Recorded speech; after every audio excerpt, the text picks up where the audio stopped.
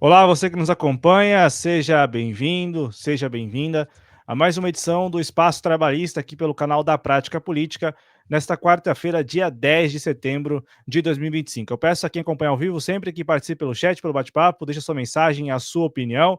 É fundamental para nós aqui ter essa devolutiva, né, esse feedback e também a sua interação ao longo do programa que agrega muito valor, né, nas discussões que são feitas aqui no programa. Também para a inscrição no canal, o like no vídeo, a inscrição no canal é fundamental para que a gente continue crescendo. E o like é a maneira mais fácil de você nos ajudar a impulsionar o conteúdo de forma gratuita, ainda que saibamos das limitações aqui impostas pelo YouTube. Lembrando que o Espaço Trabalhista é uma parceria, né? Uma parceria aqui do canal da Prática Política com o Cristiano Araújo, do canal Em Nome da Rosa, a quem agradeço sempre pela parceria, desejo boa noite, e antes de passar a palavra a você, agradeço muito também pela sugestão da pauta, porque o Cristiano é quem geralmente sugere a pauta aqui do programa Espaço Trabalhista no canal da Prática Política. E eu agradeço muito a ele, porque num dia em que todos os canais estão falando aí de um brasileiro ou de brasileiros com B minúsculo, o Cristiano traz para nós aqui um brasileiro com B maiúsculo.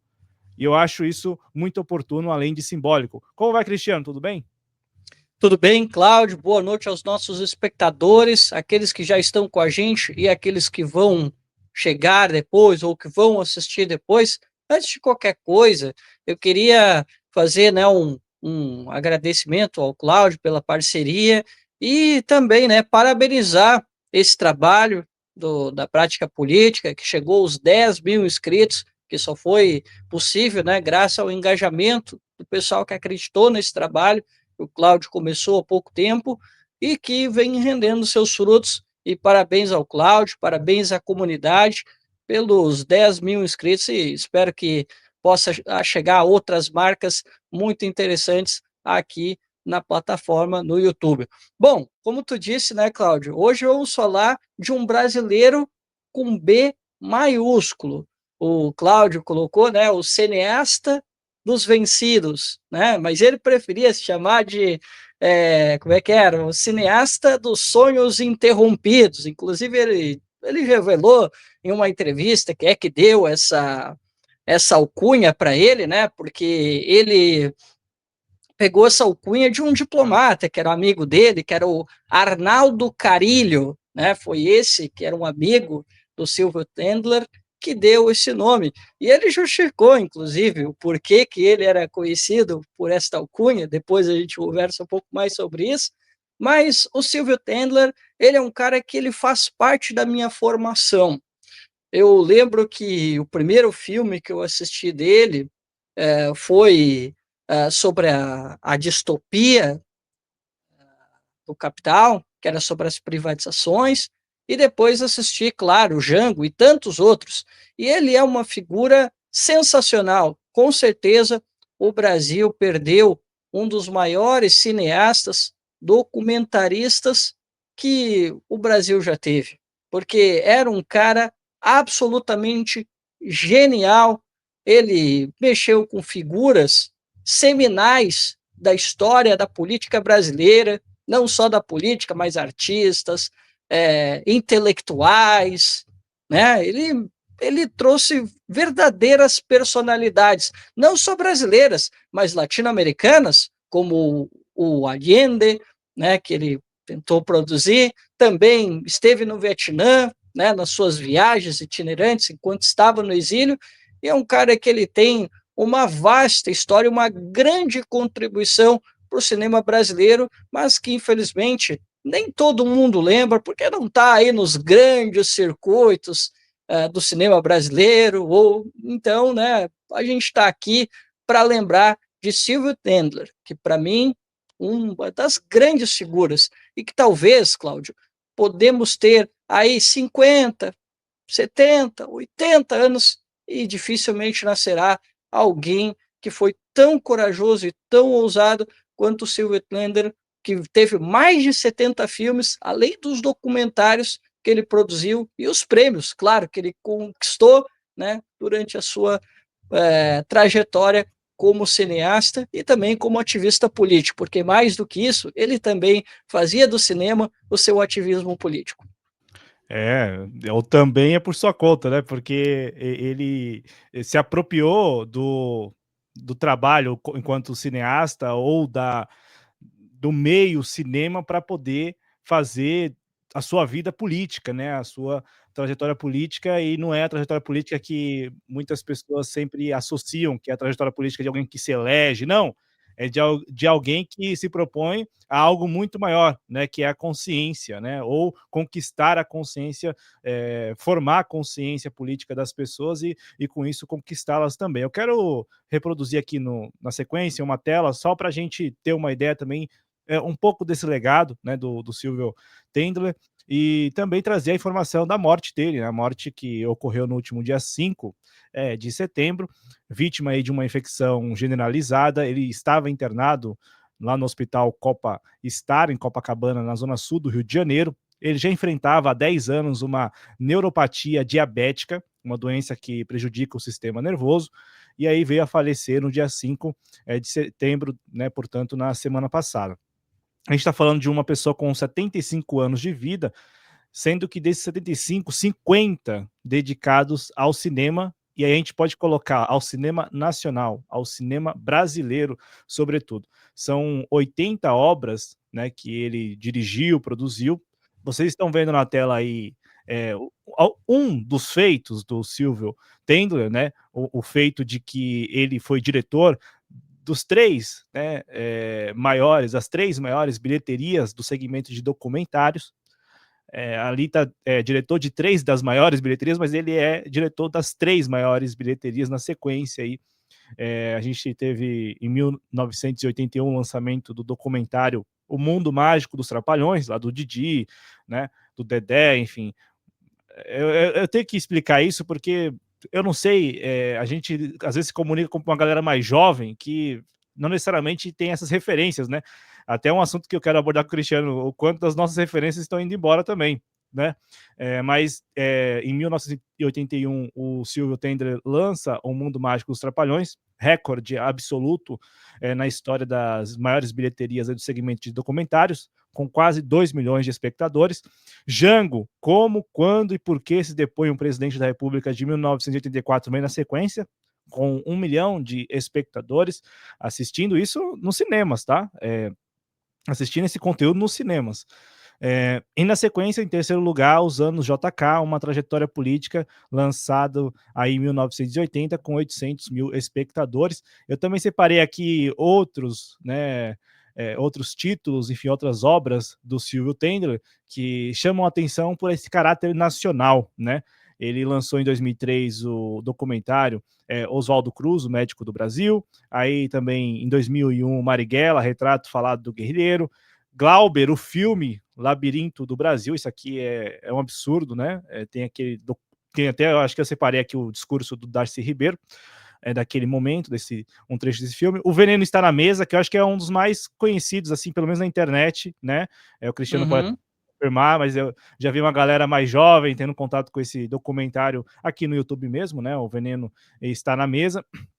Milton Santos, Pensador do Brasil, de 2001, e também Tancredo, A Travessia, de 2011, só para trazer aqui alguns títulos para mostrar o caráter nacional do trabalho e do legado do Silvio Tendler, que, além disso, também tem documentários sobre agora a Vale do Rio Doce, né, 50 anos da Vale do Rio Doce, por exemplo, e por aí vai. Tem várias obras. Oswaldo Cruz, Oswaldo Cruz apareceu ali. Tem tem uma Uhum. sequência com o Milton Santos, né, entrevista, documentário. Só que tem um que ele não fez. E aí é curioso, né? Porque diante da. Não sei se travou para vocês, mas agora sim. Diante da morte do Silvio Tendler, o que eu vi nas redes sociais, e até por isso que eu resgatei aqui o discurso do Darcy Ribeiro, é porque as pessoas procuraram, né, algumas referências, e uma dessas referências é exatamente o trabalho dele no filme sobre o Glauber, né? E o momento em que o Darcy Ribeiro vai lá, segurando o caixão ali, ele faz um discurso muito emocionado para todos que estavam participando daquele velório, daquele enterro. E o Darcy Ribeiro o Darcy Ribeiro, não a pessoa, mas a história dele, esteve ali também na mesa do Silvio Tendler para virar um documentário, virar algo, uma obra sua, mas não, né? E até fiz questão de colocar na nossa descrição do vídeo, porque essa alcunha de cineasta dos vencidos é muito boa, porque é muito apropriada para a realidade brasileira que o Silvio Tender documentou tão bem nos filmes e documentários dele, né? Porque é isso, nós perdemos todos os dias, né? Nós somos vencidos. Porém, como disse Darcy Ribeiro, jamais aqui passou pela nossa cabeça estar do lado de quem tem nos vencido sempre, né? E aí eu passo a palavra a vocês, Cristiano, porque é até emocionante falar isso do Silvio, né?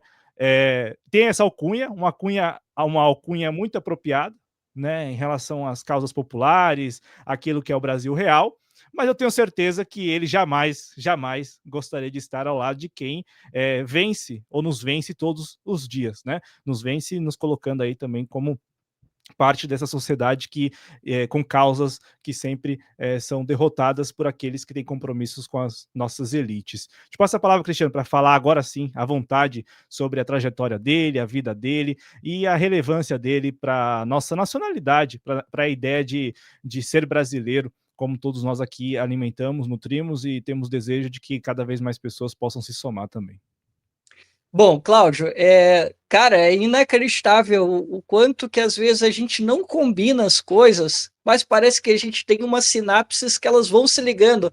Porque quando eu vi essa história do cineasta dos vencidos e eu vi as entrevistas dele, a primeira pessoa que me veio à cabeça foi o Darcy Ribeiro. Eu disse, rapaz, mas olha, faltou um Darcy Ribeiro na vida do Silvio Tendler, dele fazer um trabalho sobre, porque eles são quase um espelho um do outro, porque o Darcy Ribeiro, né, em um determinado momento da sua vida, ele se queixou, que ele tentou criar uma universidade, que ele tentou educar os índios, que ele tentou criar uma universidade, que ele tentou uma série de coisas, ele foi derrotado em todas, mas ele disse que ele jamais sentiria confortável, né, de estar ao lado daqueles que o venceram, né? E eu lembro perfeito na ocasião, né, do próprio Silvio Tender, porque a história dele é essa, né? Ele começa a sua história e ele diz isso, né, que a carreira dele acaba levando ele para a política. E não tinha como ser diferente. Ele estava ali, nasceu nos anos 50, ele era um jovem, em 64, ele começa a trajetória dele nos cineclubes, né? E, poxa, e nos cineclubes era o lugar onde tu passavam aqueles filmes que às vezes as ditaduras consideravam como subversivos, né?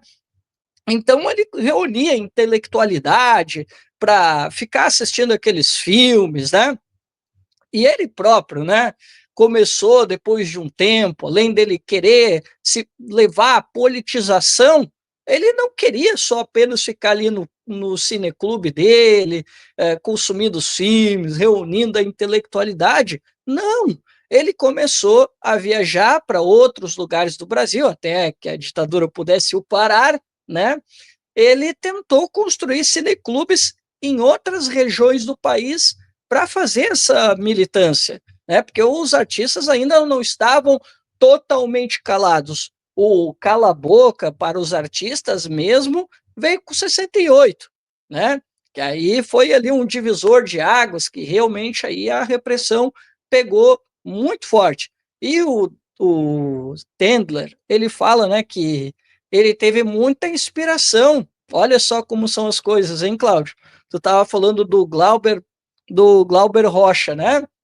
Ele consumiu muito do Glauber Rocha e ele diz que o Glauber Rocha é uma inspiração para ele, para o cinema que ele construiu, que tinha muito daquela coisa do neorrealismo, que veio depois ali na Segunda Guerra, com a Nouvelle Vague, que era um cinema que estava muito popular ali na década de 50 na França.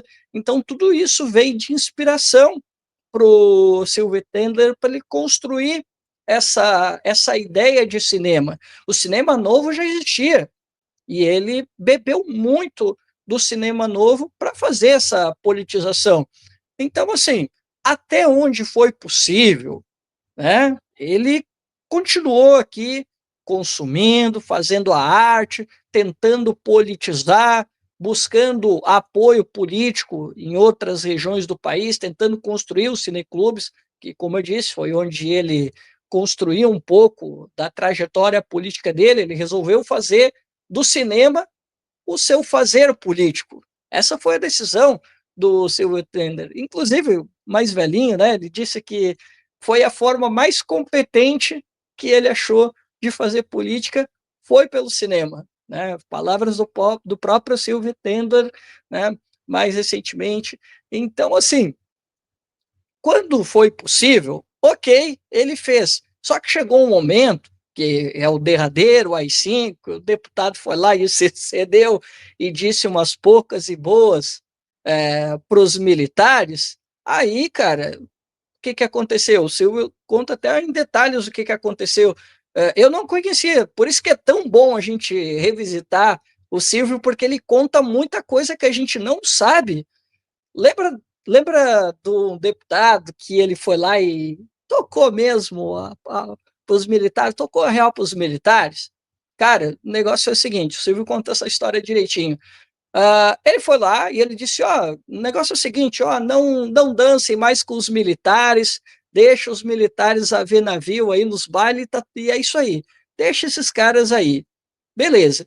Aí os militares ficaram putaço da cara e eles pediram primeiro para processar o deputado, né? Entraram no STF e tal para poder processar o deputado, só que tinha que passar pela Câmara dos Deputados. Só que a Câmara dos Deputados ela rejeitou de cassar o mandato do deputado, né? Que eles queriam primeiro que a Câmara dos Deputados enviasse a denúncia para o STF, para o STF cassar o mandato do deputado. Só que esse processo não aconteceu. A Câmara não permitiu que o deputado fosse cassado. Aí o que aconteceu? Tá bom, é assim, é. Então, AI-5. Foi assim que surgiu o AI-5, de uma discordância entre os militares, o STF e a Câmara dos Deputados. E aí que nasceu o AI-5. Aí o Silvio conta que muitos dos amigos dele, alguns decidiram ir para a luta armada, né? Alguns decidiram se exilar, né? Porque estava muito difícil continuar no Brasil, o AI-5, e ele disse que, ao contrário do que outros dizem por aí, ele não pediu exílio, ele não pediu para ir para o Chile porque ele estava sendo perseguido politicamente, apesar que ele foi, tá?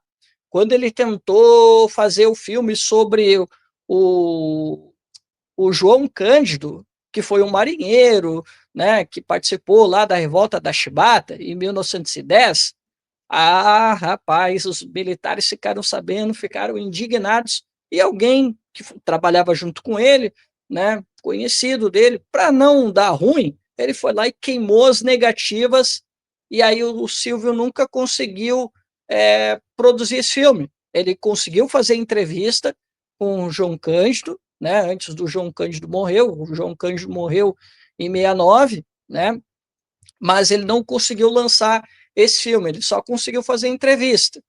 E aí, cara, como tinha eleição lá no Chile, ele ficou, né, de olho. Opa, peraí, quer dizer que tem um candidato socialista, um candidato marxista que está concorrendo lá? Peraí, eu vou dar uma analisada. Daqui a pouco, quando vai ver, eu vou fugir para lá. Eu é que não quero ficar nessa ditadura aqui, ainda mais agora com esse AI-5, porque ele não queria ir para a luta armada. E ele também não queria entrar nas ondas, né, de ficar usando drogas, né, para sair do mundo. Não, ele disse que ele não queria esse tipo de coisa. Ele não queria nem a luta armada, nem as viagens lisérgicas das drogas. Ele queria mesmo era ir para um lugar que ele tivesse paz, para ele continuar produzindo, continuar trabalhando, vivendo a vida dele. Aí ele ficou esperando o que ia acontecer lá no Chile. Aí ele disse que ele estava praticamente determinado a viajar, mas ele pensou bem. Ele disse: não, vou dar uma esperada para saber o que vai acontecer. Vai que daqui a pouco dá ruim, porque tá rolando muitas ditaduras na América Latina, eu tenho que ficar esperto. Aí, cara, aconteceu uma tentativa de golpe na, na ascensão do Allende. Tentaram dar um golpe antes dele assumir. Só que aí o golpe acabou fracassando e o Allende conseguiu é, assumir o poder, tá? E aí, né, ele disse, tá, beleza, já que agora tá mais tranquilo, já que ele vai assumir, então, beleza, eu vou para o Chile, e aí ele diz, né, que ele fez um autoexílio, foi uma decisão pessoal dele ir para o Chile. E aí lá ele teve toda as boas-vindas dos chilenos, viveu por um tempo lá, produziu um documentário sobre o Salvador Allende, ele contou isso, né? Até onde ele pôde, né? Porque depois, quando houve a ditadura, né? Quando o Pinochet assumiu o poder, ele teve que de novo buscar um outro lugar para viver, né? Ele foi viver na Europa, né? Porque estava muito difícil continuar no Chile e também, né? Vamos lá, nós estávamos em 1973 e devemos lembrar que em 1980 nós isso, 1970, perdão, 1970 nós tivemos a Operação Condor, né, que era uma operação organizada pelos Estados Unidos e que países latino-americanos se associaram às ditaduras para perseguir aqueles que juraram, de alguma forma, se organizar no exílio para fazer uma resistência às ditaduras latino-americanas. Entre eles estava o Torres, da Colômbia, tinha um ex-presidente da Bolívia, o Jango estava nessa também, né? Tinha uma série de lideranças políticas que estavam organizadas, né? Não, nem tanto, mas tentando se organizar, e essa Operação Condor, ela visava justamente ter planos de inteligência para desbaratar a resistência ou, se não, matar, que foi exatamente o que aconteceu com a maioria das lideranças latino-americanas, que foram diplomatas, presidentes, lideranças de governo, muitos acabaram indo realmente para a vala, né? E quem estava na reta era justamente o João Goulart. Ele já sabia que ele era um cara que estava na mira dos militares, né? E nisso o Silvio Tendler ele começou a fazer as viagens, né? Ele foi conhecer o Vietnã, conheceu um monte de lugares para ele construir outros imaginários, outras realidades, para ele contar a história daquelas resistências para além do Brasil, para além da América Latina, que ele tem esse trabalho também, né, de ele conhecer as lideranças socialistas, comunistas ou resistências ao mundo afora, para ele construir esse imaginário de resistência. Não é à toa que ele falava, né, sobre como é que era utopia e barbárie, né? Que ele dizia que a utopia era a resistência e a barbárie era a repressão. Então isso resume bastante a trajetória política do Silvio Tendler e por isso que ele fez tanto essas obras sobre personagens que, ao fim e ao cabo, foram todos vencidos. Ô Cristiano, é muito interessante você trazer para a gente esse contexto histórico do Tendler, porque coloca ele como uma figura, eh, digamos, é uma figura política, mas não como aquele guerrilheiro, não como aquele militante, né? Ele sempre se colocou como um documentarista, aquele que registra os acontecimentos, né? Registra os fatos e dá um valor a quem a história, infelizmente a história que é toda ela escrita e às vezes reescrita pelas elites, faz o dever de ocultar, de esconder, de dar invisibilidade, né? Porque os trabalhos do Tendler, quando ele faz o documentário sobre o Jango, quando ele fala do JK, e depois também quando ele traz figuras como Oswaldo Cruz, João Cândido na entrevista que foi disponibilizada, Milton Santos, né? Ele dá valor Josué de a Castro. José de Castro, ele dá valor a brasileiros que não necessariamente estiveram na guerrilha, mas que também não concordaram com o processo ditatorial da ditadura militar, cívico-militar de 64 a 85. Eu gostaria que você falasse um pouco mais sobre essa característica particular do Tendler, uma característica de quem não necessariamente esteve na trincheira ali, na guerrilha, mas que, como você mesmo falou, por conta própria deixou o Brasil em 1970 já em função do que estava acontecendo aqui, mas para também ganhar um pouco mais de bagagem, até porque é bom lembrar, o Tendler, ele tinha 14 anos em 1964, né? Ele tinha 20 anos em 1970. Então, é um sujeito que ainda estava construindo a bagagem, que agora estamos aqui tratando o legado dele aos 75 anos. Mas eu te passo a palavra para destacar um pouco melhor essa característica de alguém que não participou da guerrilha, necessariamente, que também não militou em nenhum movimento durante a ditadura aqui no Brasil, mas que tem trabalhos extremamente fundamentais para mostrar o que estava acontecendo do lado daqueles que estavam sendo reprimidos, né? E não só daqueles que estavam reprimindo a repressão em si. Então, cara, ele, como a gente estava colocando, ele é um cara que ele perseguia valores, né? Ele era um cara que ele perseguia a justiça social, estava sempre ao lado dos mais fracos. Ele era o cara, como ele diz, né? Ele era o construtor das utopias. Então, ele estava sempre do lado daqueles que buscam a justiça social. Não é à toa que, quando tu assiste os documentários dele, a gente vê muitos valores afins com o que a gente defende até hoje, né? E ele é um cara que, além de ele construir esse retrato da resistência, que para ele é algo que realmente chama muita atenção na própria vida dele, porque ele, vamos lá, né?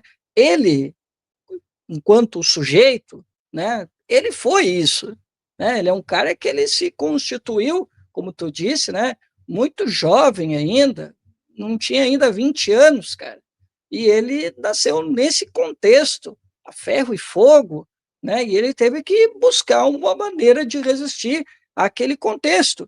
E a forma que ele conseguiu resistir, que ele criou uma maneira de fazer uma resistência, foi com o cinema. E aí, como colocamos, ele tentou fazer essa entrevista. Na verdade, a entrevista saiu, né? O que não saiu foi o filme, que acabaram queimando os negativos, né? Mas ele fez essa entrevista que irritou demais os militares. O filme também, do próprio do JK também, deu uma irritada também nos militares. Os militares ficaram meio puto com ele também, né? Então, ele era um cara que ele estava ali para desagradar, para mexer mesmo com as figuras controversas do poder, né? Ele sempre se comportou assim, seja aqui no Brasil, na América Latina, quando ele foi documentar também personagens fora do Brasil. E assim, sobre personagens, eu digo até que tu foi muito feliz quando tu disse que ele retratava personagens da história brasileira, porque também tinha isso. A intenção dele era enaltecer o Brasil. E ele diz isso, que ele é muito indignado com essa história de tentar apequenar a história do Brasil, e que ele faz questão de levantar a bola para um Oswaldo Cruz, para um Josué de Castro, né? Para o Ferreira Goulart, que ele fez um filme e uma série, né, sobre o Ferreira Goulart, né? Então, ele é esse cara que ele gosta de construir os grandes personagens da vida brasileira para deixar como um legado.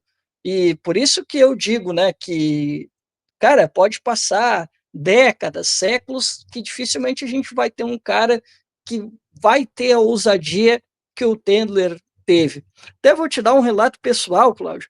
Quando eu estava ali em 2018, quando houve a derrota na eleição, né, o Bolsonaro foi eleito, e aí tinha muitas discussões, pô, mas e agora, o que nós vamos fazer, cara? E aí eu lembro que eu estava conversando com um grupo, e aí eu estava dizendo, pô, ô, galera, na boa, eu acho que a gente tinha que formar um think tank para pensar novas ideias e tal. E, assim, cara, uma das coisas que eu mais falava para a galera, até teve um grupo uma vez que eu conversei de Pelotas, eles eram muito ligados à área da comunicação, à área também audiovisual, e eu disse, gurizada, aí eu lembro que a gente estava ali na conversa e tal, e aí o pessoal, sempre quando falava em questão audiovisual, e aí nós vamos para uma questão de geração, Cláudio, já que tu falou anteriormente, né, que, talvez o pessoal não lembre dos Trapalhões. Cláudio, eu acho que o pessoal mais novo não lembra, nem sabe quem é o Silvio Tendler. O pessoal lembra do Brasil Paralelo, mas não lembra do Silvio Tendler. E aí, cara, eu lembro que muita gente estava lembrando do Brasil Paralelo na conversa que eu estava tendo.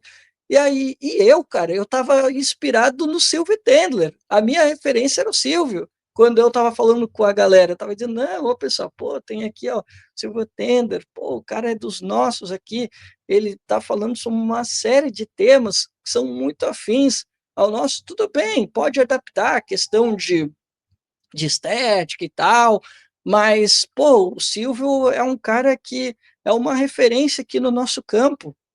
Não vamos pegar uma referência meio paia, como a gente diz aqui, né, na internet.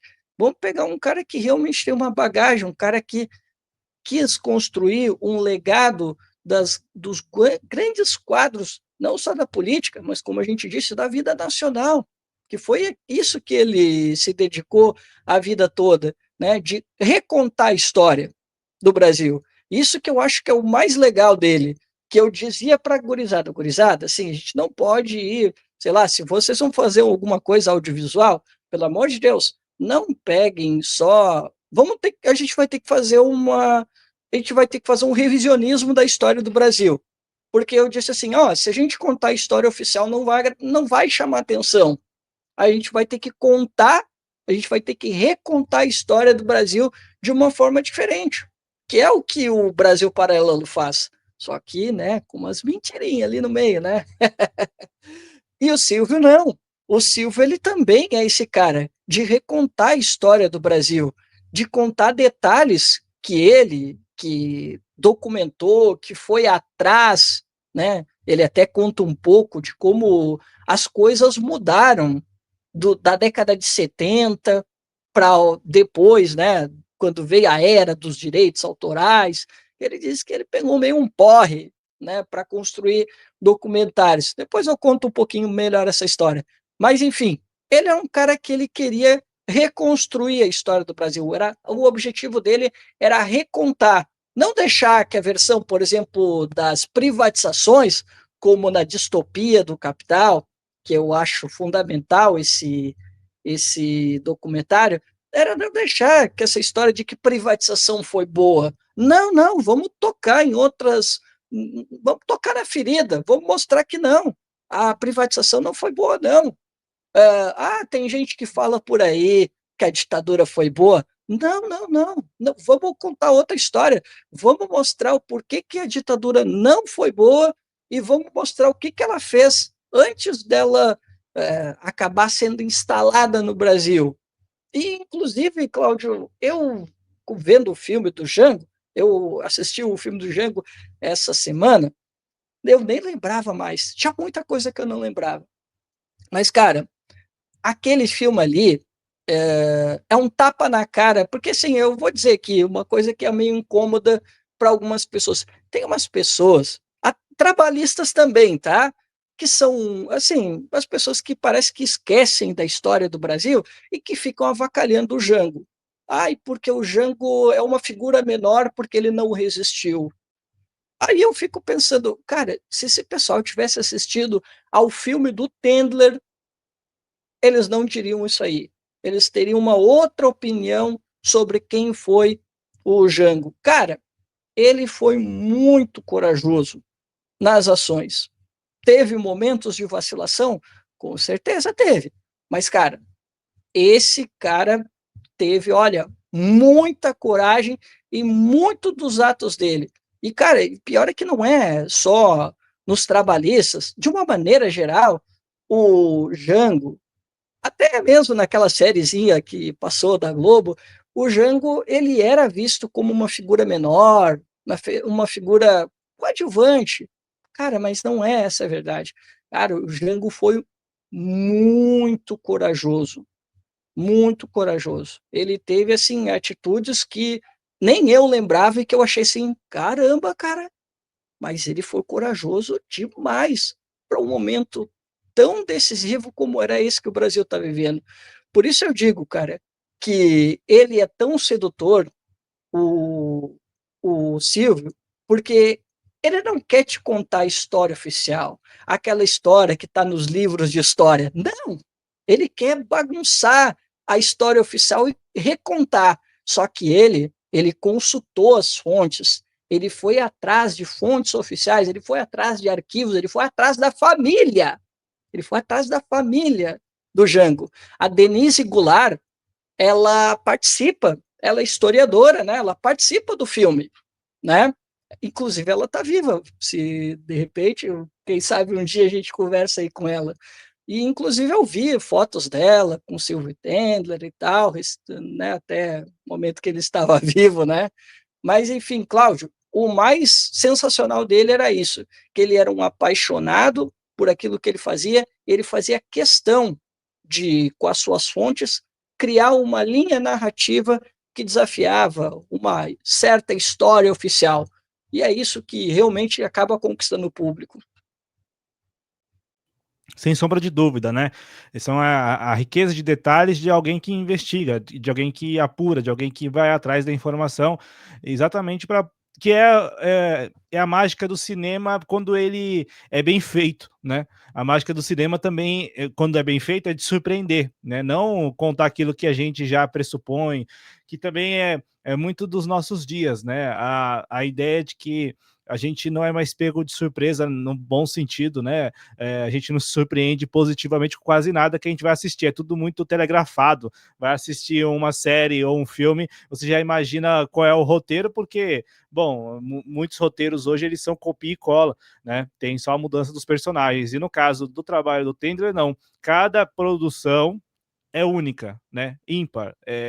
Não teve repeteco, né? Por mais que tenha tido lá a sequência de 2 filmes, ou de 2 documentários, né? O Veneno Está na Mesa 1 e depois o Veneno Está na Mesa 2 e tal, que ele lançou. E eu falo o Veneno Está na Mesa porque talvez tenha sido o trabalho dele que mais teve espaço nas redes sociais, pelo momento também, né? A gente tá falando já de um documentário que o primeiro acho que foi lançado em 2011, 12, e depois a sequência em 2014. Então, já no ambiente de YouTube, pelo menos, né? Um ambiente já de Twitter. Uhum. Então, já tem muito um ambiente em que a discussão, por exemplo, sobre o agrotóxico já estava muito presente na opinião pública, nesse debate das redes sociais. Então, é, é, é impressionante a qualidade e é impressionante também o roteiro e a facilidade com que ele teve, né, ao longo desse período para poder produzir tão boas obras. E como você disse, é muito difícil pensar um brasileiro, um outro brasileiro, uma outra brasileira que venha. É, eu não vou criar polêmica aqui, então nem vou citar a brasileira do momento dos documentários, mas não tem comparação, né, com a figura do Silvio Tendler, quem hoje está se colocando aí como uma documentarista que vai contar os eventos dos nossos dias, dos nossos tempos, né? Eu estou aqui criando polêmica, não disse o nome ainda dela, mas já acho que tô deixando cada vez mais claro que tem Já sei mais ou documentarista menos hoje, de quem está falando. entendeu? Então é complicado É. quando coloca ali para comparar, longe disso, acho que também não. Eu, Não, pelo não, menos, acho acho que que não nem ela se coloca nesse papel. exatamente. Não, não. Eu acho que nem ela se coloca nesse papel, né, de se comparar. Mas é interessante, porque a gente está vendo também ela hoje se projetar, sem citá-la aqui, mas se projetar como uma documentarista que vai contar os eventos dos nossos dias. E o Tendler se encarregou de contar os eventos dos eventos mais sensíveis da nossa história, aqueles mais críticos do século XX, né? Então E tem isso. tudo Eu que ele quero viveu, né?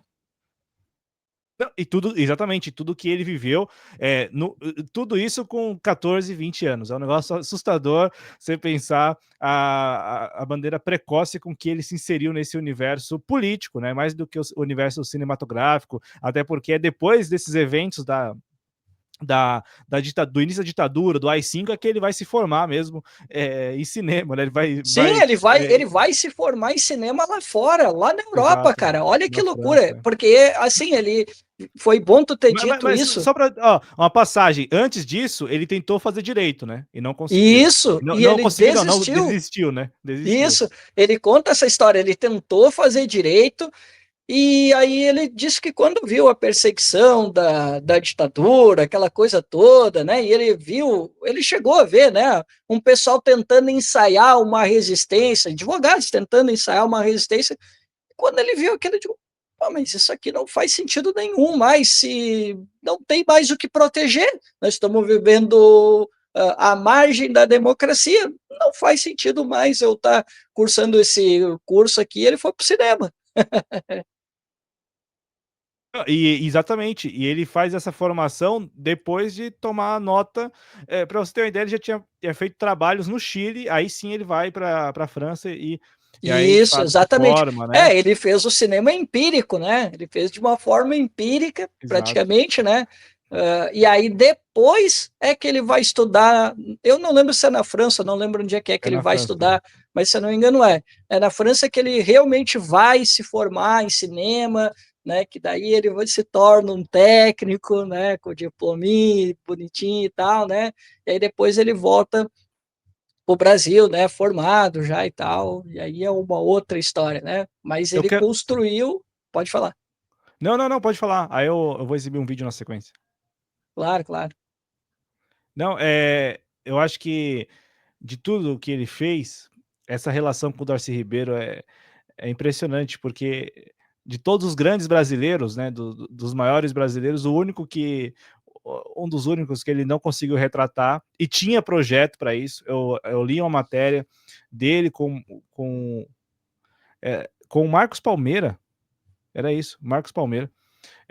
Acho que até separei aqui o link, deixa eu ver se eu tenho aqui. Eu acho que eu separei.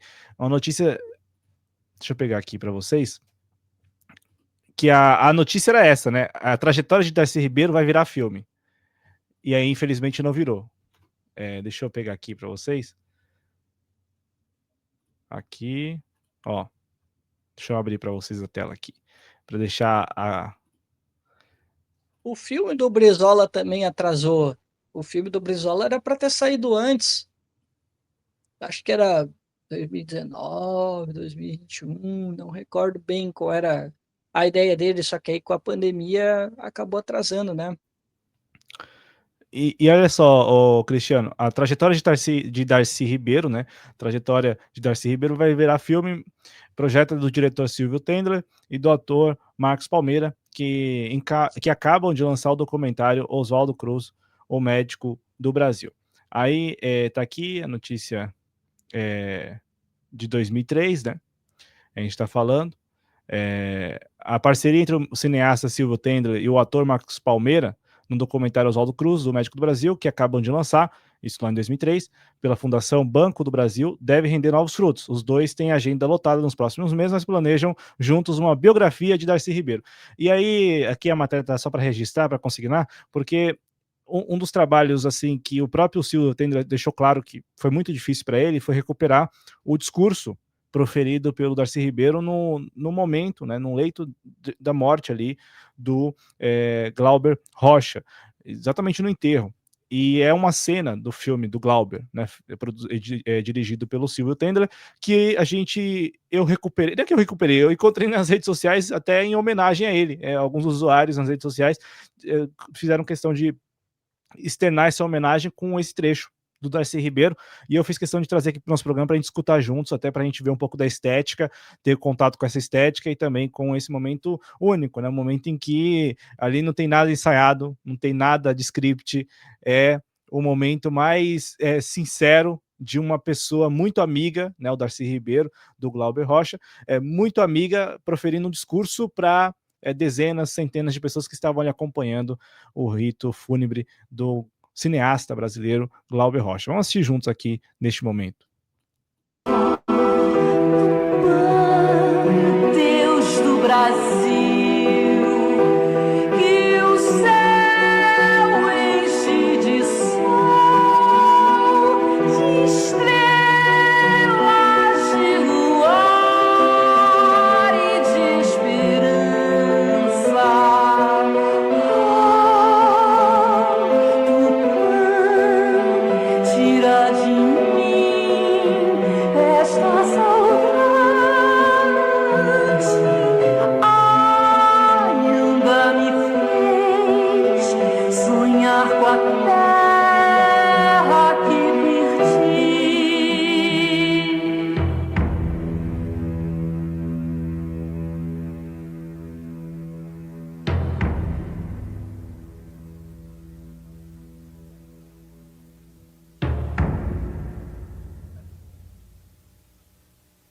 sua breve vida, sem pele, com a carne exposta, capaz de gozos, é certo, não é, Glauber?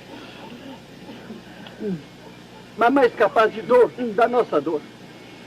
Uma vez, eu não vou esquecer nunca, Glauber passou a manhã abraçado comigo, chorando, chorando convulsivamente.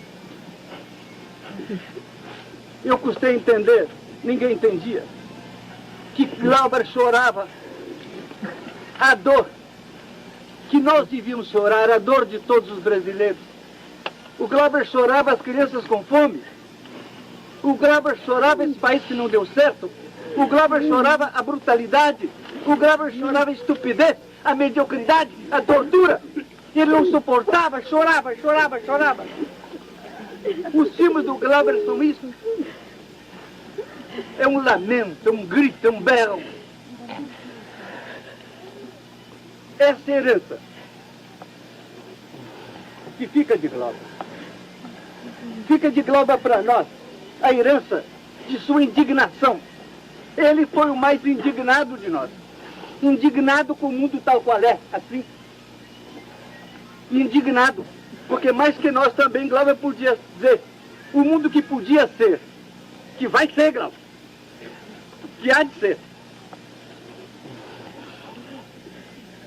Glauber viveu entre a esperança e o desespero, como um pêndulo louco. Cristiano, é impressionante, né? O momento registrado. O Silvio Tendler falou que foi muito difícil recuperar a qualidade mesmo, né, do discurso ali, da gravação. Você imagina os recursos que se tinha naquela época, isso aí é 1981, né, mas tá aí um momento genuíno de um Brasil que é o mesmo Brasil que a gente vive, mas é o Brasil de 1980, só que com a lamentação do Darcy Ribeiro para situações, um contexto não tão distante do contexto que a gente ainda vive, né? Eu acredito também, visualizo que em um grau bem menor do que se tinha naquele século e naquelas décadas, até porque estavam ali ainda vivendo a ditadura, então não quero também aqui ousar e fazer essa comparação, mas te devolvo com uma lamentação que ela ainda cabe nos nossos dias, né? A lamentação de um Brasil e de um mundo, que infelizmente continua seguindo a mesma ordem, né? Daquele período, daquela época, né? Ah, com certeza, nós latino-americanos, né, cara, não tem como, né, cara, não lembrar da Carta Testamento do Getúlio, que a gente reproduziu aqui, né, ele lamentando oh, as forças do atraso que tentaram capturar, né, essa ideia de um Brasil que pudesse se dizer soberano, pudesse afirmar o seu projeto, né? A gente lembra da Carta Testamento, podemos lembrar esse discurso aí do Darcy, é praticamente ele encapsulando o discurso dele de frustração nos anos 90 também, se a gente for parar para analisar. E quantos discursos da razão indignada do Brizola a gente ouviu nesse mesmo tom do Darcy Ribeiro, né? E sim, cara, com certeza, a gente...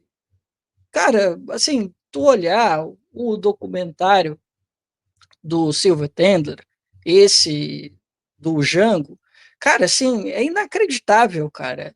Além de muito bonito ter a música do Milton Nascimento, que aí não tem como errar, né, cara? Pô, tu tem o Milton Nascimento, cara, como é que tu vai errar num filme com o Milton Nascimento? Só para começar. E aí, imagina, um cara com a competência dele, contando a história de um herói da República.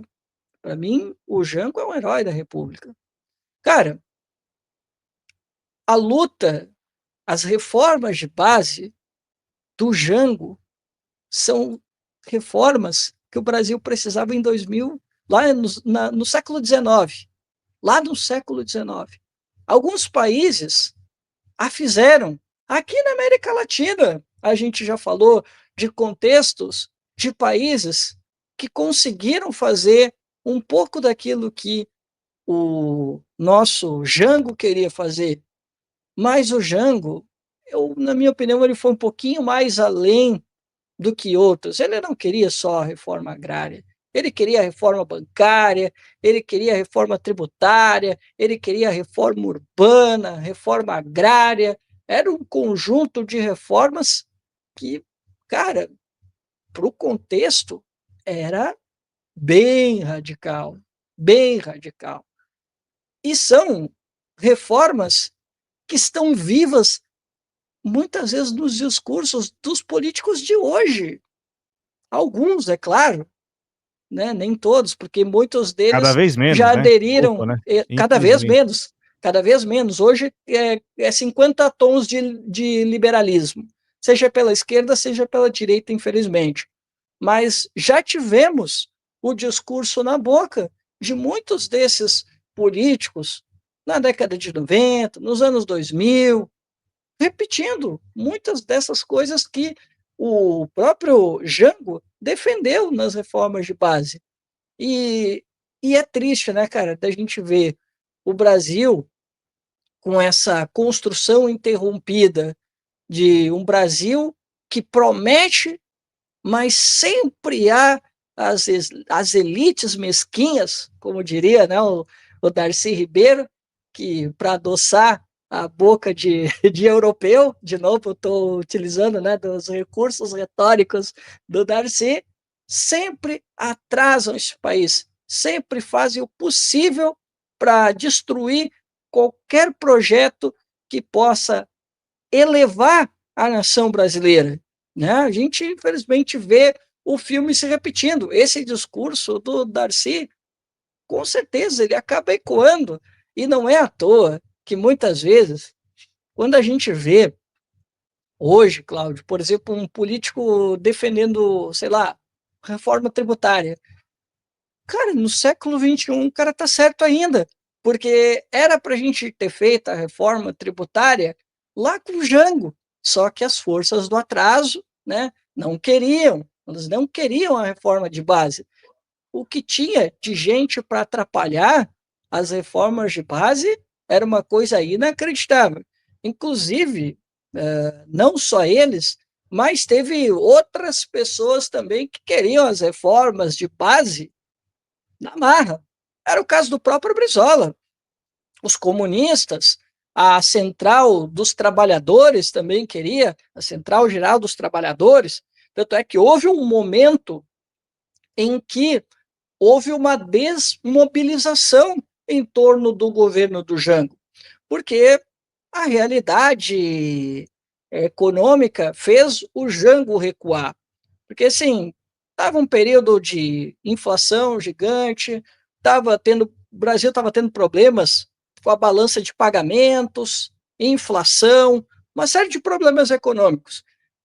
No documentário, quem conta melhor essa história é, é o economista, putz, eu vou esquecer o nome dele agora, mas é um economista bem famoso, que também que contou um pouco sobre esses problemas que o Brasil estava vivendo. O Celso Furtado. Foi o Celso Furtado. O Celso Furtado que contou um pouquinho sobre esses problemas. Ó, para te ver o peso dos caras que estavam no documentário. Celso Furtado. Só ele, né, contando, né, o que estava acontecendo. E aí isso atrasou um pouco as reformas de base. E aí o Jean, ele ficou naquela situação. Putz, e agora? Será que eu vou com a minha base social e eu boto as reformas de base na canetada? Ou será que eu dialogo um pouco ali com o, os economistas, com o Congresso, converso com o Celso Furtado para a gente conseguir uma alternativa para depois a gente pensar nas reformas de base? Ele pensou, eu vou no meio termo, porque o Jango ele tinha muito disso, né? Ele era um cara que ele não gostava assim de comprar tantas brigas. Se ele tivesse muita acuada, ele preferia dar uma recuada, para depois ele pensar o que ele ia fazer.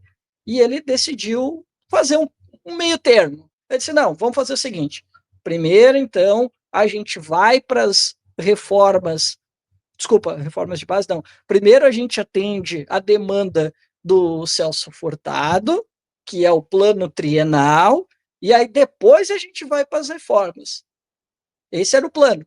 Só que assim, cara, não deu certo, porque daí os militares, os políticos de oposição fizeram uma gritaria, e eles contaram também com parte da esquerda também que foi contra, porque a esquerda queria as reformas já, e o Jango não. Ele disse, não, não vai dar certo, porque ele tinha visto que tinha alguns impasses, além do impasse econômico, ele tinha uma conexão com o mundo do campo, né, já que eles queriam a reforma agrária, só que, cara, tinha um artigo 141 que impedia a reforma agrária, e o Jango ele queria passar por cima disso. Deixa eu explicar o que é esse artigo 141, que é importante. É que assim, o que acontece? Para fazer a reforma agrária, tinha que fazer o seguinte, Cláudio, tu tinha que indenizar imediatamente o proprietário da terra. E aí isso sairia muito caro para o Estado, claro, e também, porra, ia atrasar demais a reforma agrária. Aí o que o Jango queria fazer?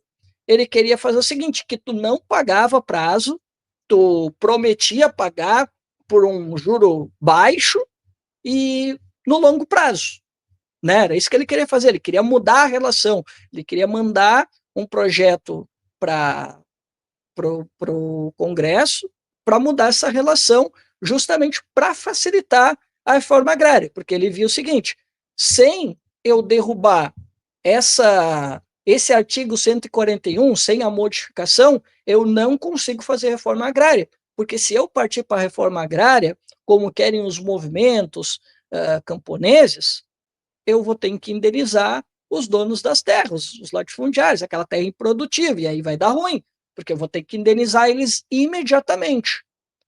E aí ficou esse impasse. Só que tem uma questão aqui que eu achei interessante sobre o Jango, que eu não sabia, tá? Cara, já que deu tudo errado, Cláudio, o Jango disse assim, quer saber? Se eu vou cair atirando. E aí alguém chegou no ouvido do Jango e disse, ô Jango, assim, o negócio é o seguinte, se tu colocar isso aí e tu meter a canetada da reforma agrária, a lei de remessas e lucros que tu tá colocando aí, olha, vai ficar inviável, vai ficar difícil de tu continuar governando.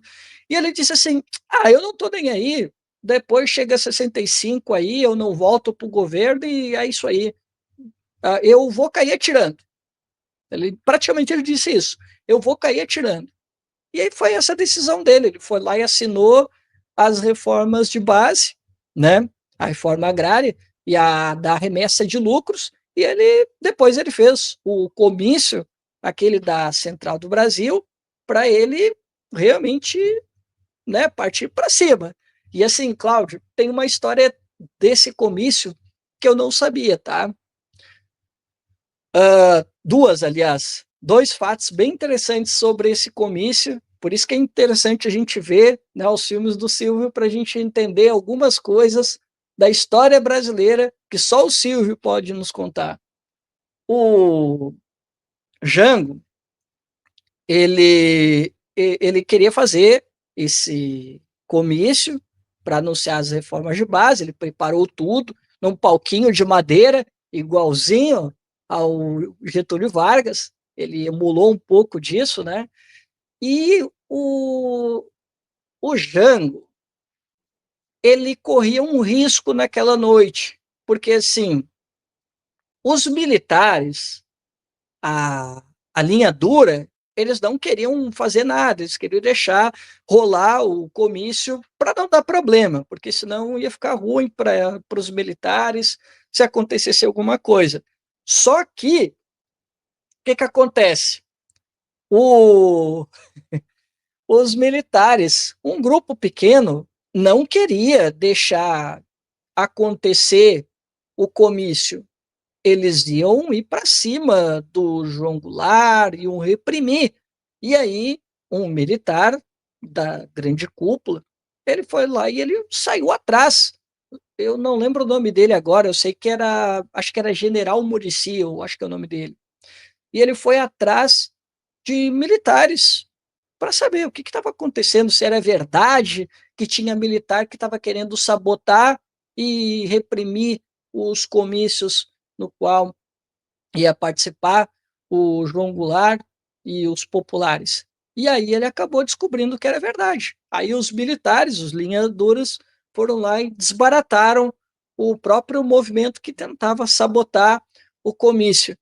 E assim, o Jango, ele foi tão corajoso que além dele ter ido lá e falado sobre as reformas de base, que era algo bastante ousado para a época, ele fez um desfile na frente do clube militar, cara. Meu, os militares ficaram malucos com o Jango, por ele encararam como uma provocação, né?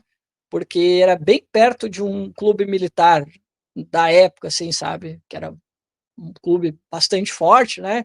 E o Jango fez isso, sabe? Por isso eu digo que ele era uma liderança muito mais corajosa do que muitas pessoas querem pintar. E assim, cara, deixa eu te contar outra coisa. O Jango nem era para ter chegado no Brasil na, na campanha da legalidade, tá? Depois da campanha da legalidade. Nem era para ele ter chegado ao Brasil, porque tinha os militares, linha dura, Castelo Branco, tá? Eles estavam articulando uma operação chamada Operação Mosquito. E essa operação, ela tinha como objetivo derrubar a aeronave da qual vinha o Jango para o Brasil. É, Só para eles vocês terem uma ideia como o negócio era muito tenso, né? Não era é, pouca coisa. não, assim, ó, Cláudio, só para ter uma ideia, o Jango, ele estava na China. Ele passou 10 dias numa missão na China. E ele foi saber da queda do Jânio em Singapura. Ele ficou sabendo por um agente americano.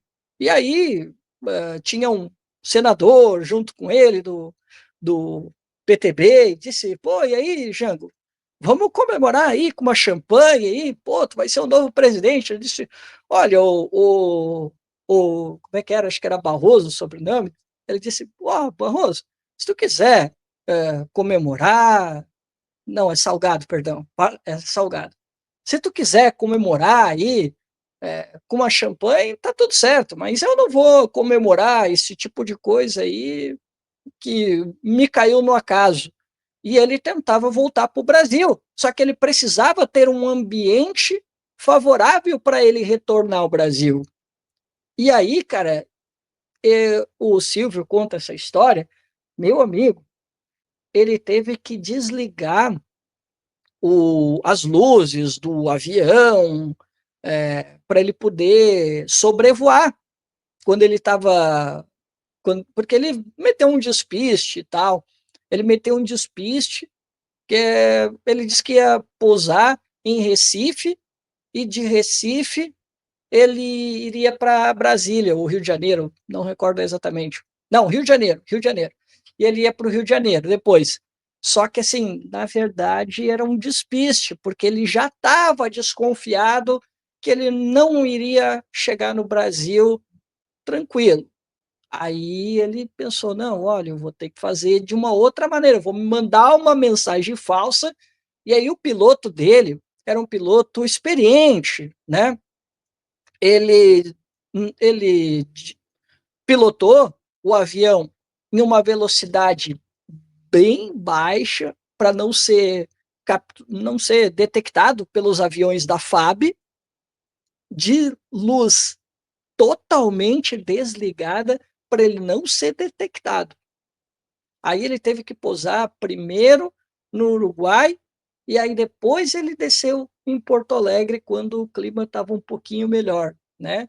Ele não foi para Recife como os militares estavam sabendo, né? Que eles estavam sabendo que ele ia descer em Recife e ele já sabia que ele não teria uma cobertura boa para chegar no Rio de Janeiro. E sabe como é que é? O cenário estava muito complicado e a própria equipe que estava com o Jango desconfiava que o avião dele pudesse ser abatido. E esse plano existia. Isso aqui daí já não é o Silvio que está contando, tá? Isso aqui fui eu que procurei, porque ele conta, ele cita lá o Castelo Branco e tal, e eu fui procurar, que ele citou a Operação Mosquito, e aí eu fui procurar para eu entender o que foi essa operação.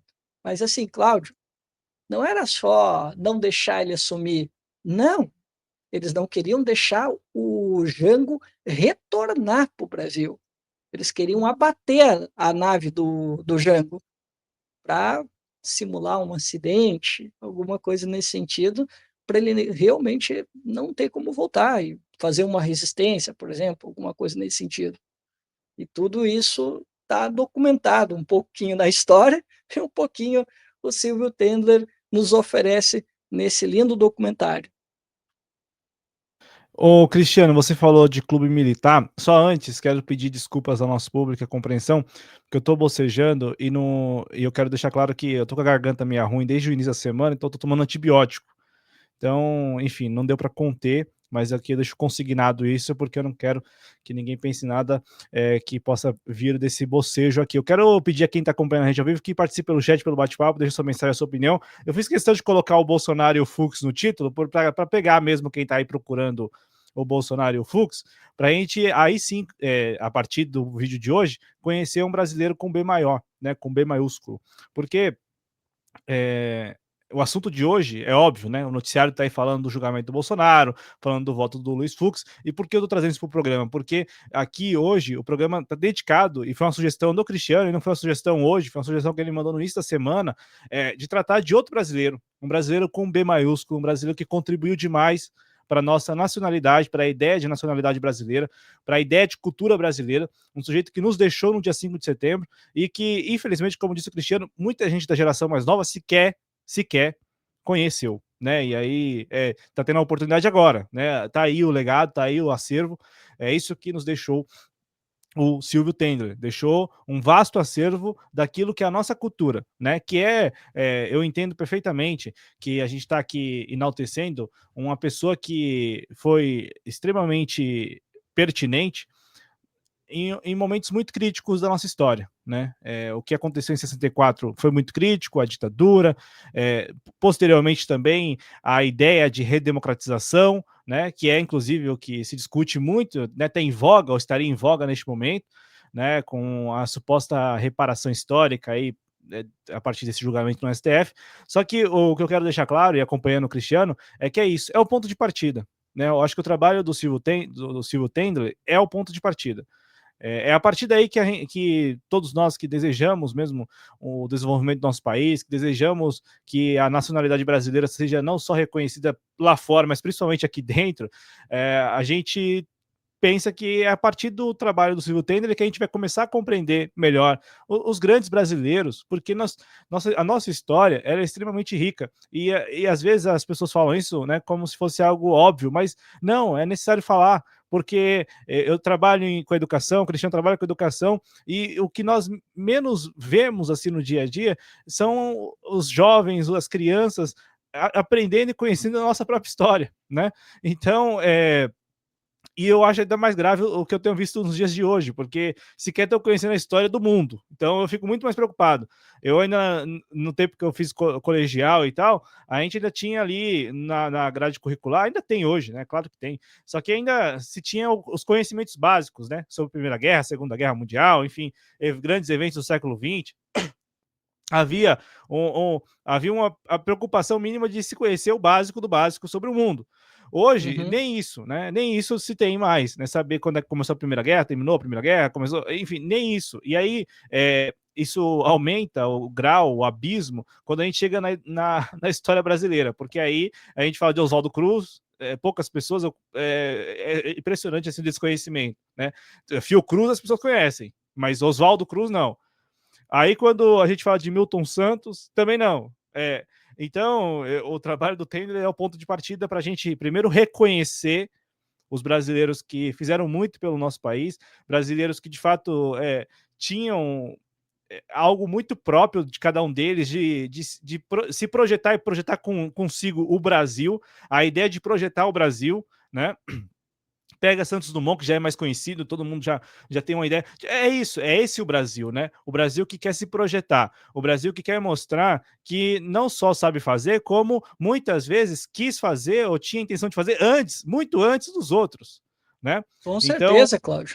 esse caráter de vanguarda que a gente quase desconhece, a gente desconhece mesmo do Brasil, Ô, é algo que me Cláudio, impressiona e assusta também, Cristiano, porque muitas vezes a gente enaltece o que os outros estão fazendo, quando você mesmo fala agora que muitas das reformas que nós estamos discutindo aqui no Brasil hoje e que no mundo afora também se discute, também no tempo atual, em alguma medida, o Brasil estava discutindo na década de 50, sabe? E prestes a implementar já na década de 60. Enfim, para vocês terem uma ideia do caráter vanguardista, não sei se essa palavra existe, do Brasil no século passado, que infelizmente nós perdemos. E aí não é ser aqui o nacionalista de verde e amarelo, não é nada disso, não. É enaltecer aquilo que está registrado, que o Brasil foi capaz de fazer, que o Brasil é capaz de fazer e que precisamos apenas retomar. Então, acho que a partir dessa iniciativa de hoje, do Espaço Trabalhista, de abordar aí sim um brasileiro com B maiúsculo, ao invés de abordar brasileiros com B minúsculo, que infelizmente estampam os jornais, tem muito mais espaço, tem muito mais alcance, tem muito mais repercussão, eu reconheço isso, mas essa iniciativa sua aqui é extremamente louvável, de abordar aquele que pode, e eu acho que deve ser o nosso ponto de partida para aí sim a gente trabalhar a história desse século XXI do Brasil, que foi capaz de fazer muita coisa nos séculos anteriores, principalmente no século passado, e que é preciso só retomar. É preciso só chegar alguém ali e falar assim, não, a partir de agora a gente vai retomar. O nosso ponto de partida é o Brasil que deu certo. E o Brasil que deu certo mesmo. Deu muito certo. Né? Não é que deu certo, deu muito certo. bom, Cláudio, já que está falando de lutas do passado e que às vezes permanecem vivas ainda na memória, e assim, eu não estou querendo aqui desqualificar a luta de ninguém, tá? Longe disso. Mas, Cláudio, tu consegue me lembrar qual foi a grande campanha do Lula em 2025? Sei lá, talvez em outros governos do Lula? Qual foi o grande slogan do Lula? Qual foi assim, a grande causa do Lula? Eu acho que isso facilita. Qual foi a grande causa do Lula? Foi a fome nos primeiros mandatos, né? 2020, não, 2022 foi a mesma coisa. Não, não, aí Até hoje o Lula agora fala tem de fome. Exato. Cláudio, qual foi o primeiro brasileiro que nós tivemos que foi o grande temário da fome? Eu vou, e ó, o Silvio Tender fez um trabalhinho sobre ele, hein? Josué de Castro, cara. Ele foi médico, geógrafo, ele foi sociólogo também, e ele foi o primeiro homem, né, que tentou construir um trabalho, que inclusive ele foi parar na ONU, inclusive, né, lá na FAO, porque ele desenvolveu um trabalho, a geografia da fome, no qual ele investigava a questão da fome no Brasil, o que levou ele, né, à FAO, um cargo lá na FAO, onde ele desenvolveu esse grande trabalho. Ele que foi do PTB, né? Então, assim, antes do Lula, do PT, e de novo, de maneira nenhuma eu estou desqualificando o trabalho do Partido dos Trabalhadores, do Lula, acho que é bom que ele tenha mantido o legado, né, do combate à fome, mas, assim, antes dele, essa luta veio lá nos anos 50, Cláudio, e desde os anos 50 até hoje, isso que me preocupa. Até hoje nós estamos falando de fome, a gente não consegue evoluir. Cláudio, o Silvio Tendler fez um curta, mas um curta mesmo. E assim, o Silvio, ele é um cara que eu concordo numa coisa que ele fala. Ele não é só o, o cineasta dos sonhos interrompidos, sobre os personagens que ele retrata. Os filmes dele também são uma história. São todos interrompidos. Se tu perceber, os filmes dele se conectam. Por exemplo, vou dar um exemplo aqui bastante claro. O filme Distopia do Capital, se tu olhar o Bolsa ou Vida, tu vai ver que existe uma conexão entre esses filmes. No temário, se tu for analisar, existe um link entre os dois filmes, que foi o último filme que ele fez, inclusive, esse Bolsa ou Vida, que aí foi na época da pandemia, que, aliás, assim, foi um filme que eu não curti muito. Esteticamente, achei bem legal. Mas, assim, acho que a fórmula já tinha passado um pouquinho, e pelo fato de ficar os convidados mais na videoconferência, eu não curti tanto o formato, não. Mas tá, ok, o filme passa por média, tá? Então, eu acho que quando ele trata mais de personagens da vida nacional, eu acho mais interessante. Mas aí é um gosto pessoal meu. Mas voltando aqui, Cláudio, a gente viu em um curta o Silvio Tendler fazer um curta sobre o Getúlio Vargas. É um curta de 6 minutos, eu não sei se chega a isso, tá?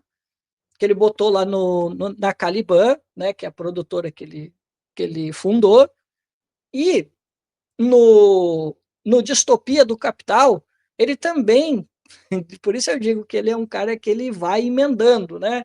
Ele sempre, os filmes deles têm uma conexão. Ele conta um pouco sobre o nacional desenvolvimentismo do Getúlio Vargas.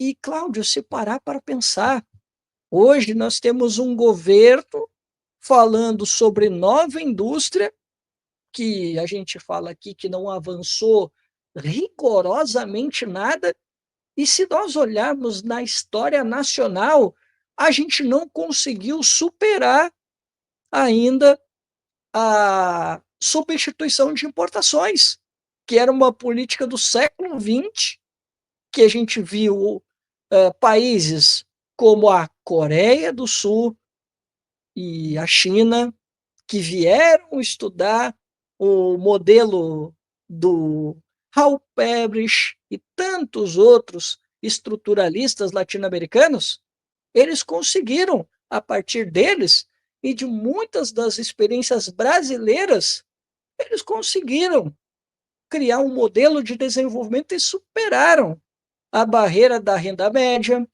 a barreira da substituição de importações, do copia e cola.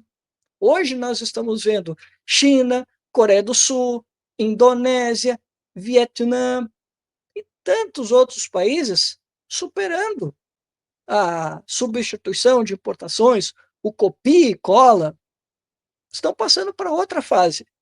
E nós, infelizmente, não chegamos. Estamos cada vez mais num processo de reprimarização da economia. E não sai disso.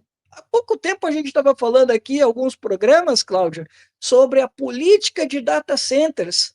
O que é a política de data centers? Traz os data centers de fora e nós entregamos os recursos e a nossa energia para as empresas estrangeiras. Uma lógica colonial. Colonial.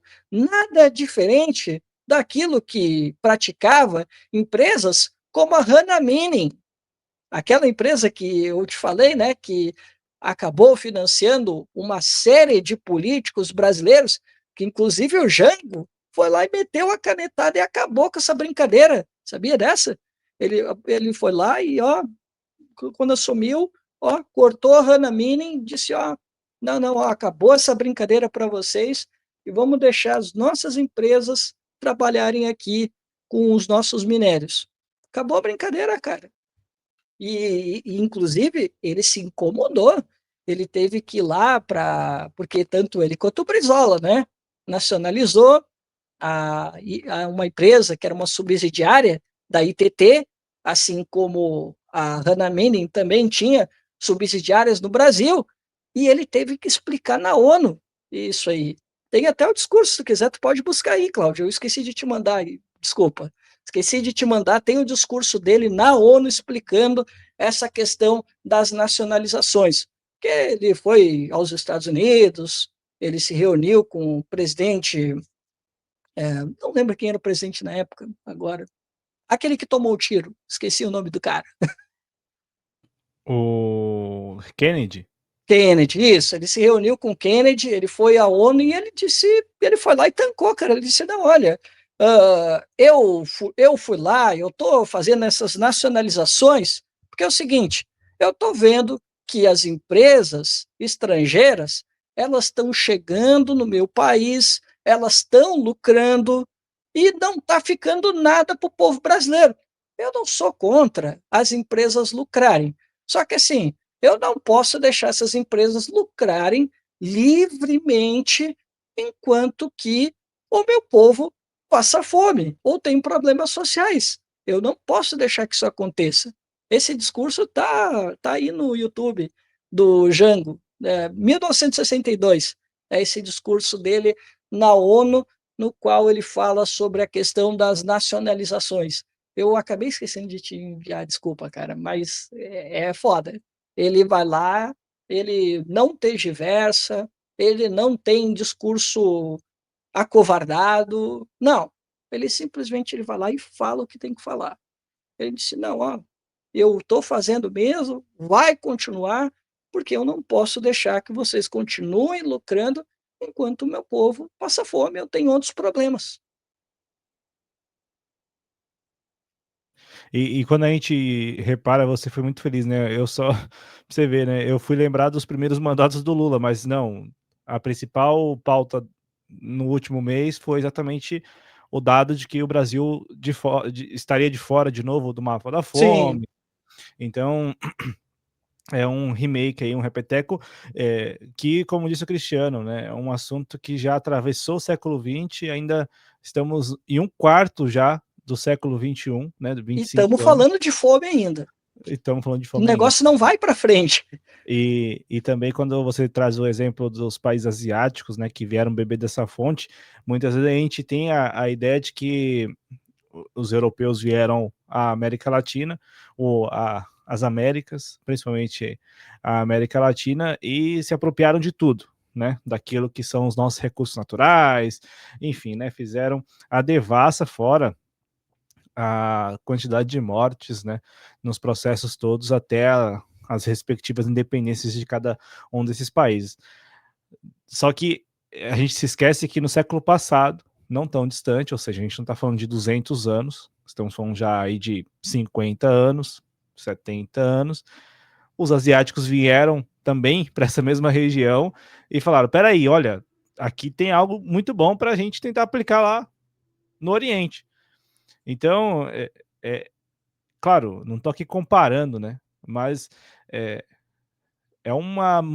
tá muito claro, quase não é o nosso destino, mas a maneira como nós lidamos enquanto latino-americanos com o nosso espaço e com a nossa capacidade, mais do que com o nosso espaço, com a nossa capacidade, porque assim como os europeus vieram e levaram de tudo, os asiáticos vieram e estão vindo agora na segunda fase desse projeto maior, né? A primeira fase foi vir conhecer os projetos estruturalistas e por aí vai, levaram, e agora estão voltando para nos vender aquilo que nós poderíamos estar aqui produzindo para vender para eles lá ou vender para o resto do mundo, né? Então, eu acho que a gente perde um pouco de vista isso, que fomos explorados pelos europeus e no século passado nos deixamos ser explorados também pelos asiáticos no sentido de se apropriar de ideias muito próprias, de ideias ímpares que nós tínhamos aqui na América Latina, ideias de países autônomos, independentes, soberanos, desenvolvimentistas e desenvolvidos, né, em última instância, que se perdeu. E aí a gente está falando de 50, 70 anos atrás. Ô, Cristiano, você me mandou um vídeo, aí sim, se você quiser reproduzir agora, a gente reproduz, do Silvio Tendler, ou não vai reproduzir? Aí fica à vontade. Não, não, a gente reproduz ele depois. Tem esse do Jango dando explicações na ONU. Esse aqui eu não encontrei não, mas aí Eu se você achei puder aqui, eu prosseguir, achei aqui. achou aí? Aham, eu te É passo muito aqui. longo, só para me Não, certificar. não, é 1 Tá. minuto e pouquinho. Ah, então mandei. 1 minuto e pouquinho dá. É 1 minuto e 2 aqui. Já te Deixa mando aqui eu. rapidinho. Enquanto isso, eu peço inscrição no canal, like no vídeo. O Thiago Henrique passou aqui no chat, deixou boa noite dele. Quem mais estiver nos acompanhando, eu peço aí que também deixe o like, que acompanhe também o nosso trabalho aqui no canal da Prática Política, os outros vídeos, e também o canal Em Nome da Rosa, do Cristiano Araújo, parceiro. Acabou de me mandar o vídeo aqui, deixa eu abrir. Calma aí.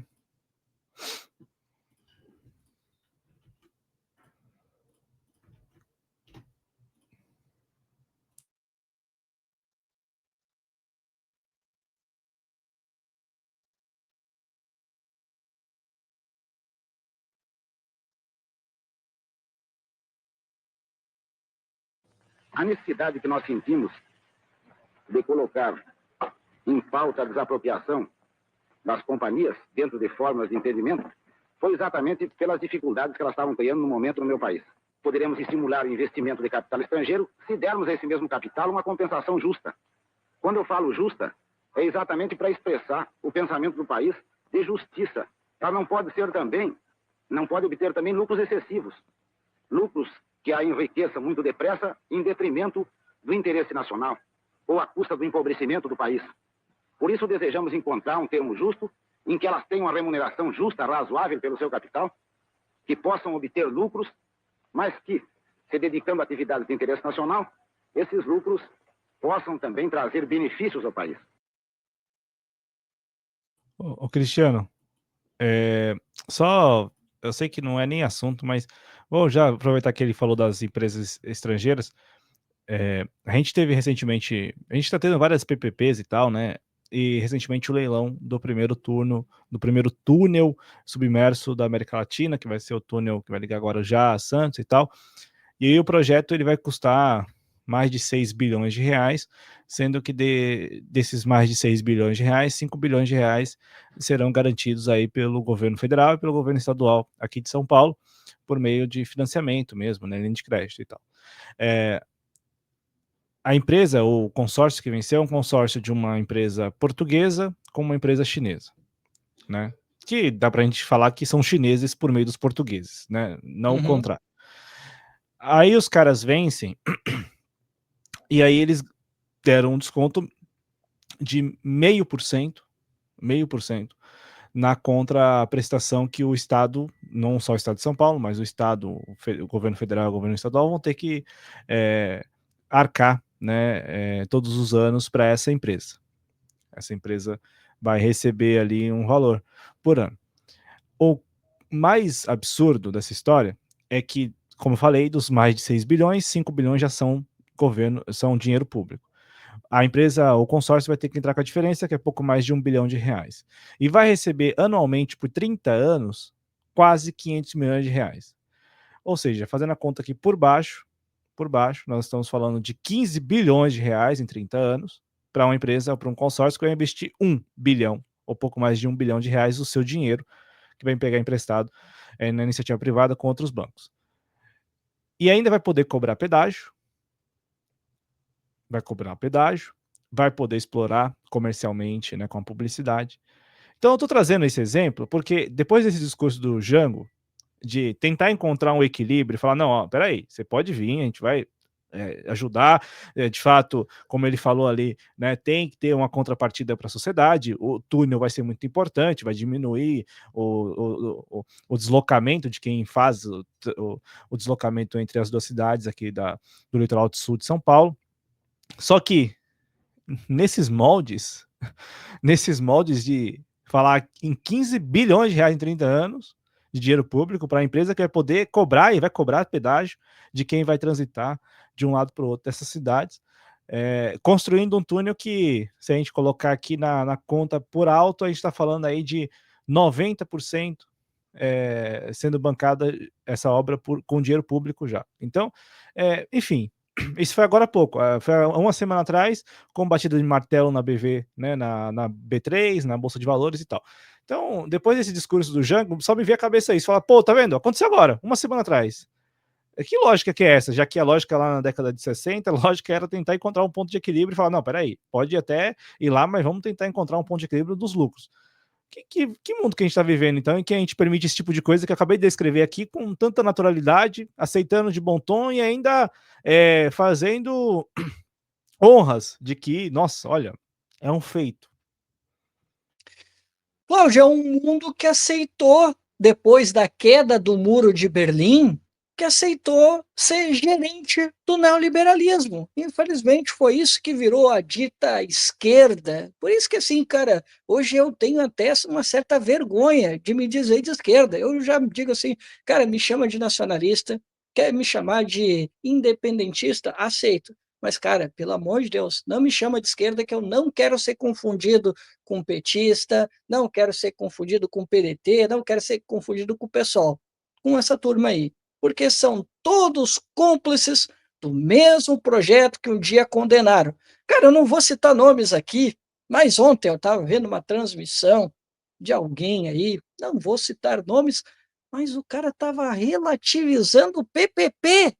E eu digo, meu Deus, cara, onde é que nós estamos chegando? Onde é que está o cinismo dessa turma? Porque, assim, antes, Cláudia viveu uma época, nos anos 90, nos anos 2000, que quando um desses espertalhões queria aí colocar PPP, o S, a gente chamava de privatização. Tu está privatizando. E era um discurso nosso. Hoje, eu vejo um cinismo de parte, principalmente dos governistas, de dizer que não, PPP é diferente de privatização. Agora está nisso agora. Mas aí basta não ser um governo deles para voltar a ser privatização. E é esse cinismo que eu tenho um horror. Por isso que eu gosto de me chamar de nacionalista ou até independentista, para eu não ser confundido com essa turma. Porque, pelo amor de Deus, eu tenho um nojo do que virou essa turma governista hoje. É, assim, cara, quando a gente revisita a história, vendo um Getúlio, vendo um Brizola, um Jango, vendo outras figuras da vida brasileira que deram literalmente o sangue, resistiram a uma ditadura militar para virar isso. Esses dias eu fiz um discurso bastante carregado lá no canal do pessoal lá do Brasil Grande, que eu disse, cara, não é à toa que a gente vê, às vezes, pessoas saudosas da ditadura ou pedindo soluções radicais, porque, infelizmente, a promessa da globalização, a promessa da nova república não entregou nada. Não entregou nada. Cara, tu vai contar nos dedos o que a nova república conseguiu entregar. Entregou o que de bom? Talvez um SUS, talvez uma farmácia popular. Cara, não tem muita coisa. Aí tu olha às vezes, e olha que esse aqui, podem me cancelar, tá, pessoal? Mas procurem aí para vocês ver se não tem aí uns caras aí até que até ontem estavam lá com o PT que estavam dizendo, não, ó, daqui a pouco nós estamos lá defendendo a ditadura. Não vou citar o nome para vocês não cancelar o cara, tá? Mas ele disse assim, não, olha, tu olha para a ditadura, construíram isso. Ele começou a enumerar uma série de obras e situações, né, que foram durante o período da ditadura militar. Ele disse, não, e olha só o que estão nos entregando nessa nova república. E, cara, eu já há algum tempo, eu tenho falado sobre isso, que a nova república não entregou quase nada. E olha, Cláudio, a gente está dizendo de novo, a gente teve um homem muito martirizado, muito pisoteado, como o Jango. Olha a coragem que esse cara estava defendendo. Olha as reformas que esse cara estava defendendo lá na década de 60, coisas que nem remotamente hoje existem. E aí eu lembro do Partido dos Trabalhadores. Agora eu vou dar um pauzinho aqui no Partido dos Trabalhadores. Década de 80, década de 90, defendiam por aí no discurso a reforma agrária. Hoje, o pessoal do MST não quer nem saber. Eles estão até de brigados. Um dos ministros do Lula, o ministro do Desenvolvimento Agrário, eles não querem nem conversa com ele, porque eles disseram de forma muito cristalina, que o governo abandonou a reforma agrária. Esses dias, o Fausto Oliveira, que já esteve aqui contigo, ele estava contando uma história de que eu só não posso contar uma das pessoas, tá? Porque eu não estou autorizado. Eu sei quem é, mas como eu não estou autorizado a contar quem é, né? Mas eu sei. Mas, cara, o Carlos Lessa, tu conheceu o Carlos Lessa, né? Que ele, inclusive, está num documentário aí do Silvio Tender, aquele sobre as privatizações, tá? Ele esteve num governo petista e ele desenhou um projeto para recomprar as ações da Petrobras. Eles tinham isso desenhado, ele e outro cara lá do Rio de Janeiro, não posso contar quem é, mas eu sei quem é. E eles tinham o projeto desenhadinho e apresentaram para a dona Dilma Rousseff. E a dona Dilma Rousseff disse: não, não façam isso, porque o mercado não vai gostar. Eles tinham desenhado, Cláudio, o projeto para recomprar as ações da Petrobras, para a Petrobras voltar a ser dos brasileiros, que era o sonho que brasileiros saíram na rua. Quer ver, Cláudio? Um dia assiste o documentário do Jango na Central do Brasil, tu vai ver cartazes Petrobras, do povo brasileiro, uma baita de uma placa da Petrobras pedindo, quer dizer, reivindicando o monopólio. Eu lembro que neste documentário do Silvio Tendler, das privatizações, tem cenas, Cláudio, da briga, quase uma guerra civil, para defender a Vale do Rio Doce, que foi entregue ao capital estrangeiro. Hoje não tem nada, Cláudio, não tem povo mobilizado. O povo não se mobiliza por mais nada. Naquela época, na Central do Brasil, com Jango, que alguns militares, eu lembro no documentário, que tem um militar que fala, pô, eles estavam lá com frases subversivas. Cara, era só reivindicações populares, só que para um militar da linha alta lá, né, era subversivo, reivindicações populares. Né? Inclusive, até o pessoal que era os marujos estavam lá também fazendo reivindicações, lá no meio do povo também, que tinha essas reivindicações também dos marujos na época, né? Que inclusive o Jango, né, perdoou um protesto que eles fizeram, junto com estudantes da Uni, junto com sindicatos, que o Jango, no primeiro momento, ele puniu os caras, mas aí depois ele perdoou, e aí isso aí foi o estopim, né, para o golpe militar, né, porque eles, daquele negócio da hierarquia militar, eles não gostaram dessa ideia de ter perdoado o pessoal que fez baderna, segundo eles. Mas enfim, Cláudio, nós tínhamos povo mobilizado naquela época, tivemos povo mobilizado na década de 90 em relação à entrega da nossa Vale do Rio Doce, da Petrobras também, tá? Eu lembro, e o Silvio Tendler também lembra, né, de cenas do povo na rua dizendo Petrobras, monopólio, não vendam a Petrobras e tal. Pô, o povo na rua pedindo o monopólio da Petrobras, Petrobras, o orgulho brasileiro e tal e tal. Meu, era o povo sabendo o que era nosso, o que nos fazia da identidade nacional, as empresas que eram de importância. Assim aconteceu também um pouquinho com a Telebrás também. Foi um movimento mais tímido? Foi, mas também houve mobilização. Então era um povo que sabia o que minimamente importava. E hoje, Cláudio, infelizmente, a gente vê os governos, seja aqueles assumidamente de direita ou aqueles de esquerda envergonhada, que é o governismo, fazem a mesma política. Não tem mais direção nenhuma de país, não se sabe mais o que é prioridade, qual empresa que importa e o que não importa. E aí, para defender um governo, eu vejo o cinismo, que é o que sobrou para essa turma, de dizer que agora PPP não é privatização, PPP é uma concessão. Agora, o mesmo discurso dos tucanos na década de 90 e início da primeira década dos anos 2000. É o mesmo discurso. E é isso que hoje, Cláudio, me irrita, de eu ver no Silvio Tendler recuperando essas imagens da luta do povo brasileiro pelas nossas empresas nacionais.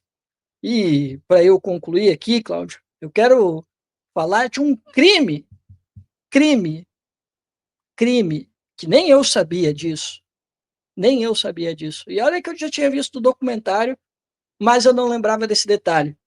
O Cláudio, tu sabia que na época que nós tivemos a Telebrás, nós tínhamos um sistema de comunicação complexo, nós tínhamos 4 satélites nossos lançados, tecnologia nacional, certo? E, Cláudio, nós entregamos tudo para os americanos, porque precisava modernizar, o Estado precisava deixar de ser um mamute, como dizia lá a propaganda do Fernando Collor, que o Estado precisava de ser perdulário e atrapalhar a vida do cidadão brasileiro, e que era moderno, né, no Consenso de Washington, entregar as riquezas nacionais, entregar as riquezas do Estado para mãos privadas. E tudo isso, Cláudio, mais um detalhe, a gente lembra das privatizações, geralmente a gente lembra do BNDES, né? O BNDES era um fiel da balança para as privatizações na década de 90, assim como foi em 2016 com Michel Temer, assim foi com o senhor Michel Temer e Bolsonaro, e as PPPs também são feitas com o BNDES. Até aqui nada mudou. Só que assim, eu não sabia que os caras tinham utilizado o Fundo de Amparo ao Trabalhador e o PIS/PASEB para fazer essa brincadeira das privatizações na década de 90. Tudo isso, Cláudio, foi a ferramentaria que utilizaram. Usaram o Fundo de Amparo ao Trabalhador e o PIS/PASEB junto ao BNDES para ser o garantidor, para fazer as privatizações que entregaram as riquezas e as empresas nacionais ao capital privado transnacional. Olha a besteira que fizeram. Entregamos, Cláudio, um sistema inteiro de comunicação que o Brasil construiu para o capital privado. A gente tinha tudo. Entregamos tudo, toda a informação sensível para uma nação estrangeira. Cara, isso é absurdo. E só quem podia nos contar essa história é o Silvio Tendler, com seus convidados, que são muito qualificados e que contam um pouco dessa história, desse crime que foi as privatizações à brasileira. É, uma década que ainda não sei se vai receber toda a atenção que deve, mas merece muita atenção. Ô, Cláudio, deixa Década eu de só te 90. contar um detalhezinho. Desculpa À te vontade. interromper. Inclusive, deixa eu te dizer, essa experiência brasileira aqui, que a gente lançou um satélite lá em 93, satélite totalmente nacional, tá? Que era para coleta de dados, de previsão do tempo, para fazer vento, também tinha questão ambiental para ver, fazer os mapas ambientais. Cara, era um satélite, pô, top. Aí, tu sabia que chineses e argentinos vieram ao Brasil para estudar o nosso caso aqui, para melhorar o projeto deles, para depois eles lançarem o projeto espacial deles, China e Argentina. Olha o que a gente tinha na mão, Cláudio. Olha o que a gente tinha na mão. E por causa de uma ideia besta de entregar as riquezas nacionais, de entregar o consenso de Washington para pagar de moderno, olha o que a gente fez. Não, eu acho que a palavra é essa, né? Ou a expressão é essa, consenso de Washington, né? Como foi determinante para governos aqui da região. Eu estava acompanhando as eleições na Argentina, né? Nesse final de semana, e até tendo contato com um conteúdo muito bacana de podcasts e tal, conteúdos mais documentais também, né? Nesse estilo de documentário, os caras falando sobre a eleição de meio termo, meio termo, né?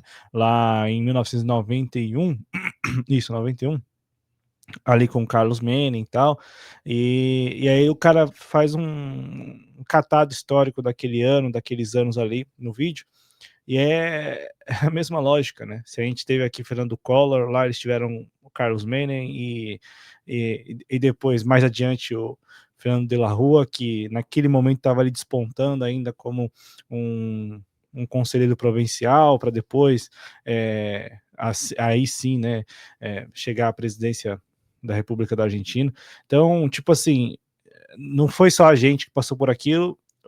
O dado mais triste é que o Brasil, com o tamanho que tem, o tamanho continental, também se dobrou ao consenso de Washington quando todos os países estavam se dobrando, né? Então o Brasil não teve naquele momento a autonomia e a independência que deveria ter para poder rejeitar o que estava muito claro como uma estratégia dos Estados Unidos para eles avançarem contando com o momento em que nós, né, países da América Latina, estaríamos ali no pit stop, né? Então nos obrigou a parar vários processos de desenvolvimento que estavam em andamento, como este que você trouxe aqui para a gente no programa.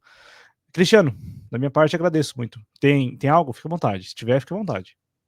Não, cara, assim, a única coisa que eu queria comentar, né, para a gente fechar, né, foi a reclamação do Silvio Tendler em relação à própria trajetória dele como documentarista, que ele contou, né, que na época que ele começou a fazer os documentários, na década de 70, década de 60, 80, 90, ele comentou que ele tinha muita facilidade para ele conseguir fazer os trabalhos.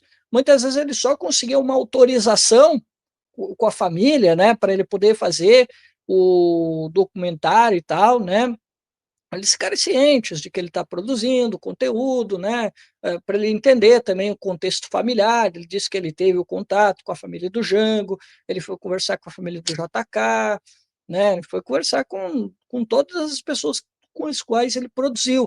Só que, cara, chegou um período que começou a ficar muito difícil, que tu precisa de direito autoral para tudo. É direito de imagem, é direito autoral, é direito disso, direito daquilo.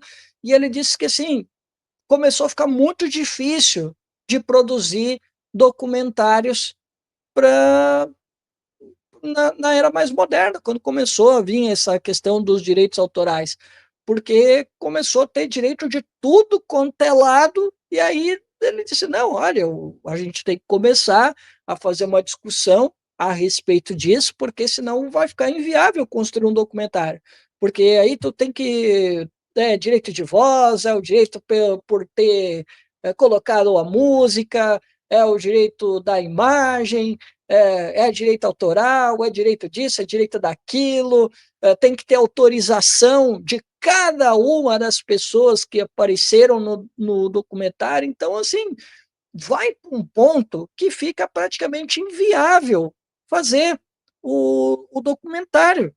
E aí ele estava se queixando sobre essas dificuldades e que ele disse que, em um momento, precisaria ser discutida para o bem, né, de quem quer construir os documentários. E, cara, a gente precisa de mais documentaristas, de pessoas para contar a história do Brasil, porque a gente tem muita coisa bacana para falar sobre o Brasil.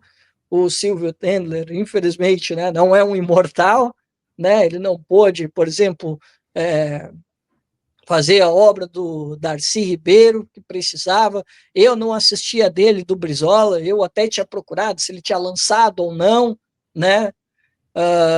Sei que ele tinha suas diferenças com o Brizola, ele mesmo relata, né, que ele tinha diferenças com o Brizola, que ele considerava o Brizola meio caudilhesco e tal, mas ele falou que depois de muito tempo refletindo sobre a história nacional, e principalmente dos tempos de hoje, viu?